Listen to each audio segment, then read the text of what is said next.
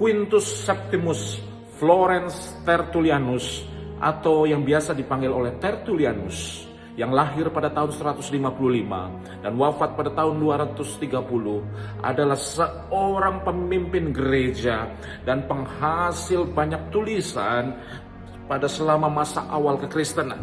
Dan beliau juga merupakan tokoh dengan buah pikiran yang sangat berpengaruh pada gereja pada saat itu sampai gereja saat ini.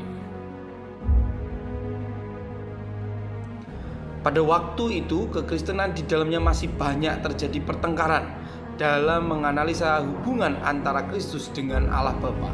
Sehingga tulisan Tertullianus banyak beralih mengenai ide kerohanian. Dan sebentar kita akan melihat gagasan-gagasan Tertullianus yang sangat penting dan berpengaruh bagi gereja-gereja modern saat ini. Gagasan pertama yaitu gagasan mengenai dosa. Beliau berpendapat bahwa roh adalah sebentuk benda. Seperti tubuh diwujudkan ketika pembuahan, maka roh pun demikian. Artinya dosa Adam diwariskan seperti rangkaian genetik. Semua keturunan Adam akan mewarisi genetik dosa itu. Para ahli berpendapat bahwa gagasan itu sebenarnya karena Tertullianus dipengaruhi oleh ajaran Stoicisme. Dan pada kenyataannya, saat ini gagasan tersebut menjadi dogma bagi gereja-gereja dunia.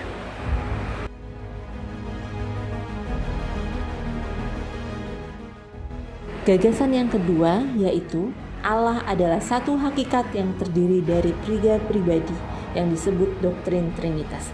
Menurut beliau, substansi Allah terdistribusi ke dalam tiga pribadi, yaitu pribadi Allah Bapa, Yesus Kristus, dan Roh Kudus. Tiga pribadi ini bukanlah tiga kondisi, tetapi tiga di dalam tingkatan.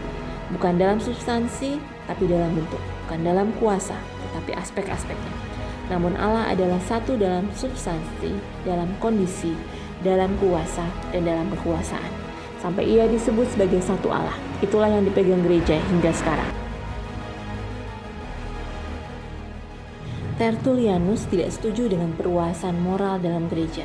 Tidak bisa menerima bahwa para uskup memiliki kuasa mengampuni dosa. Ia berpendapat bahwa ini akan menjurus pada terpuruknya moral. Beliau sependapat dengan aliran Montanis yang menekankan pemimpinan Roh Kudus secara langsung, bukan pemimpinan para rohaniawan yang ditabiskan. Dan mereka merindukan kedatangan Yesus yang kedua kali. Hal ini menyebabkan ia tidak dinaikkan sebagai santo dalam gereja Katolik Roma ataupun diakui sebagai Bapak Gereja. Formula dan ide Tertullianus inilah yang menjadi sumber gagasan Martin Luther 13 abad kemudian, dan lahirlah Protestan.